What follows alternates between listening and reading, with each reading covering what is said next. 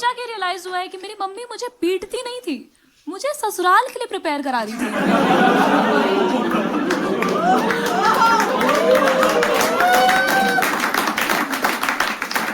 फालतू गलत समझते आ रही थी मैं उनको आज तक।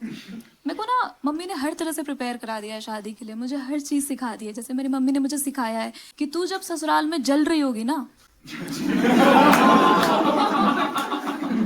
तो खुद पे पानी नहीं कंबल डालना। फायर एक्सटिंग्विशर सेट कर दिया है घर पे, दिन भर मॉक ड्रिल देते रहती है मुझे कि आग कैसे बुझाना है। आराम से बैठ के एक दिन खाना खा रही हूँ, एकदम से आके समझाने लगे कि प्रिया सुन, एक्सटिंग्विशर ऐसे ऑन करते हैं। मैंने बोला खाना खा रही हूँ यार, ये कोई टाइम है ये बात बताने की।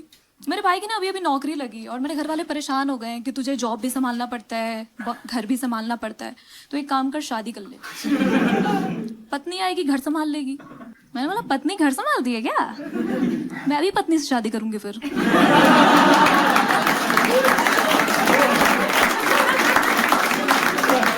मैं क्यों आवारा पति लाऊं भाई अपने घर पे? तुम समझ रहे हो? मैं एक पत्नी से शादी करूंगी, हमारी सुहागरात कितनी वियर्ड होगी।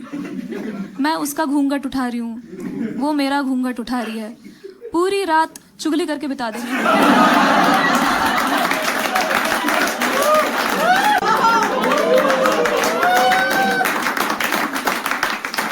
फालतू गलत समझते आ रही थी मैं उनको आज तक। मेरे को ना मम्मी ने हर तरह से प्रिपेयर करा दिया है शादी के लिए, मुझे हर चीज़ सिखा दी है। जैसे मेरी मम्मी ने मुझे सिखाया है कि तू जब ससुराल में जल रही होगी ना तो खुद पे पानी नहीं कंबल डालना। फायर एक्सटिंग्विशर सेट कर दिया है घर पे, दिन भर मॉक ड्रिल देते रहती है मुझे कि आग कैसे बुझाना है। आराम से बैठ के एक दिन खाना खा रही हूँ, एकदम से आके समझाने लगे कि प्रिया सुन, एक्सटिंग्विशर ऐसे ऑन करते हैं। मैंने बोला खाना खा रही हूँ यार, ये कोई टाइम है ये बात बताने की। मेरे भाई की ना अभी अभी नौकरी लगी और मेरे घर वाले परेशान हो गए हैं कि तुझे जॉब भी संभालना पड़ता है, घर भी संभालना पड़ता है, तो एक काम कर शादी कर ले, पत्नी आएगी घर संभाल लेगी। मैंने बोला पत्नी घर संभालती है क्या? मैं भी पत्नी से शादी करूंगी फिर।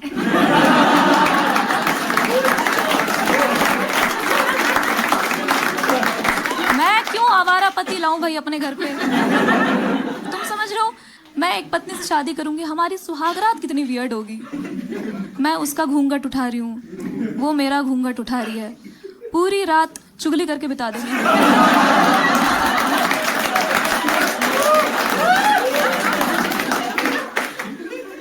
मेरी मम्मी ना मॉडर्न सोच की है लेकिन पुराने ख्यालात की है। वो मुझे SIP करने बोलती है लेकिन धर्म में, जैसे नेम प्रिया, एज शादी करने लायक, हाईली फ्लेमेबल।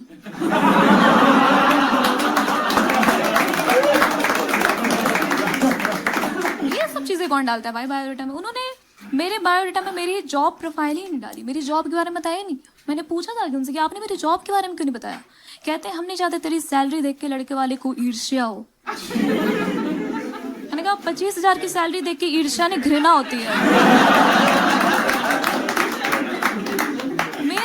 बायोडेटा में मेरा ही नाम गलत है, उसे देख के मैं शॉक हो गई, कहीं मैं अनाथ तो नहीं? इतना गलत कैसे हो सकते हैं? बायोडेटा में फैमिली फोटो कौन डालता है यार? मैंने बोला यार आपने मेरी फोटो क्यों नहीं डाली? तो कहते हैं प्रिया देख, अगर बायोडेटा में तेरी फोटो नहीं मिलेगी ना तो लड़के वालों के मन में तुझसे मिलने की इच्छा जागृत होगी और फिर जब वो तुझे देख के रिजेक्ट करेंगे तब हमें ज्यादा खुशी होगी कि कमी हमारे बनाए बायोडेटा में नहीं तुझी में थी। ऐसी सोच रखते हैं ये। मैं तो बीच में रेडी भी हो गई थी शादी के लिए, मैं गई थी कुछ लड़कों से मिलने और बहुत अतरंगी लड़कों से मिली हूँ मैं। जैसे मैं एक लड़के से मिलने गई, वो ना ऐसे कट्टर हिंदू, हाँ, हर जगह जाके ऐसा नारा लगाते रहता था कि मंदिर वहीं बनाएंगे, मंदिर वहीं बनाएंगे।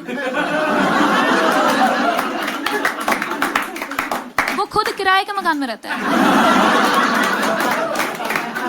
मंदिर बनाना है उसे। एक लड़के का रिश्ता है जिसमें लड़के के साथ, जैसे रिसेंटली मैंने एक न्यूज़ पढ़ा जिसमें ना एक हस्बैंड सुबह शाम दिन रात अपनी वाइफ को सेक्स के लिए परेशान करता था। ये सब देख के मैं टेंशन में आ गई भाई कि अगर मेरा हस्बैंड ऐसा नहीं निकला तो मुझे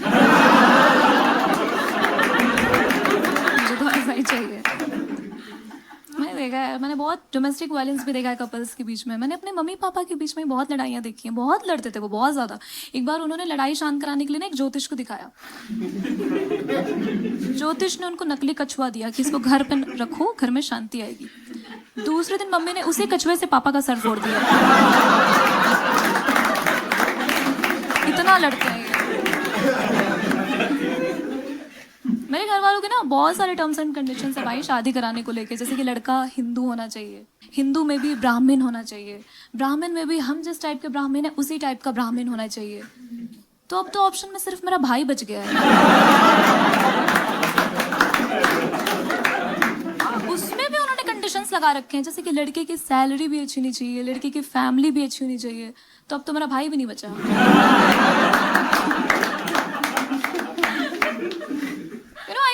marriages are harder for women because औरतों को बहुत फास्टिंग वगैरह रखना पड़ता है यार अपने हस्बैंड्स और अपने बच्चों की लंबी उम्र के लिए। पता है आप लोगों को, मेरी चाची बहुत फास्ट रखती थी मेरे चाचा की लंबी उम्र के लिए। चाचा भले उधर से कोकेन का पराठा खा के, मैं टेंशन में आ गई भाई कि अगर मेरा हस्बैंड ऐसा नहीं निकला तो मुझे तो ऐसा ही चाहिए। मैंने देखा है, मैंने बहुत डोमेस्टिक वायलेंस भी देखा है कपल्स के बीच में। मैंने अपने मम्मी पापा के बीच में बहुत लड़ाइयाँ देखी हैं, बहुत लड़ते थे वो, बहुत ज़्यादा। एक बार उन्होंने लड़ाई शांत कराने के लिए ना एक ज्योतिष को दिखाया। ज्योतिष ने उनको नकली कछुआ दिया कि इसको घर पे रखो, घर में शांति आएगी। दूसरे दिन मम्मी ने उसी कछुए से पापा का सर फोड़ दिया। इतना लड़ते हैं ये। मेरे घर वालों के ना बहुत सारे टर्म्स एंड कंडीशंस है भाई शादी कराने को लेके, जैसे कि लड़का हिंदू होना चाहिए, हिंदू में भी ब्राह्मण होना चाहिए, ब्राह्मण में भी हम जिस टाइप के ब्राह्मण है उसी टाइप का ब्राह्मण होना चाहिए। तो अब तो ऑप्शन में सिर्फ मेरा भाई बच गया है। उसमें भी उन्होंने कंडीशंस लगा रखे हैं, जैसे कि लड़के की सैलरी भी अच्छी होनी चाहिए, लड़के की फैमिली भी अच्छी होनी चाहिए। तो अब तो मेरा भाई भी नहीं बचा।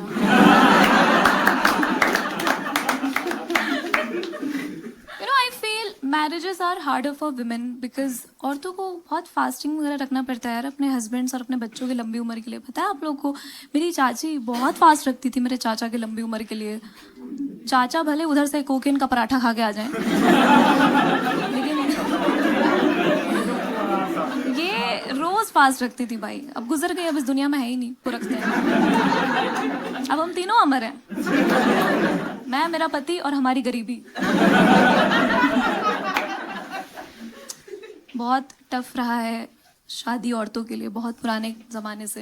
पुराने ज़माने में पता है आप लोगों को, औरतों को पता भी नहीं था कि सेक्स के बाद उनको भी हैप्पी एंडिंग मिल सकती है।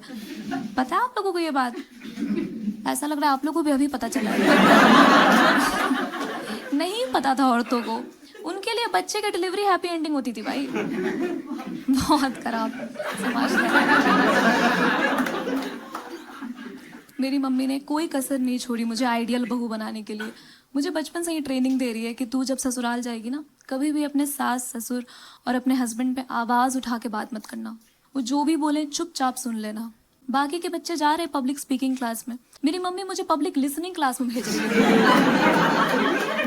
कि सिर्फ सुनने सीख के आना तू। सेल्फ डिफेंस क्लास में भेज दिया मुझे, वहां जाके ट्रेनर को समझा रही कि सिर्फ डिफेंस सिखाना इसको, अटैक नहीं कर सकते ससुराल वालों को। मैं ना अपने घर वालों को थोड़ा चेंज करना चाहती थी, उनको हमारे समाज से अवगत कराना चाहती थी क्या क्या चल रहा है। तो मैंने ना एक बार अपनी दादी को बैठा के थप्पड़ मूवी दिखा दी। देखिए आप लोगों ने थप्पड़ मूवी? जिन लोगों ने नहीं देखी है मैं कॉन्टेक्स्ट बता देती हूँ। उसमें एक एक्ट्रेस रहती है तापसी पन्नू। नहीं पता था औरतों को, उनके लिए बच्चे की डिलीवरी हैप्पी एंडिंग होती थी भाई। बहुत खराब समाज है। मेरी मम्मी ने कोई कसर नहीं छोड़ी मुझे आइडियल बहू बनाने के लिए।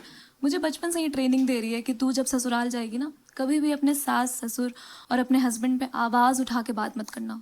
वो जो भी बोले चुपचाप सुन लेना। बाकी के बच्चे जा रहे पब्लिक स्पीकिंग क्लास में, मेरी मम्मी मुझे पब्लिक लिसनिंग क्लास में भेज रही है कि सिर्फ सुनने सीख के आना तू। सेल्फ डिफेंस क्लास में भेज दिया मुझे, वहां जाके ट्रेनर को समझा रही कि सिर्फ डिफेंस सिखाना इसको, अटैक नहीं कर सकते ससुराल वालों को। मैं ना अपने घर वालों को थोड़ा चेंज करना चाहती थी, उनको हमारे समाज से अवगत कराना चाहती थी क्या क्या चल रहा है। तो मैंने ना एक बार अपनी दादी को बैठा के थप्पड़ मूवी दिखा दी। देखिए आप लोगों ने थप्पड़ मूवी?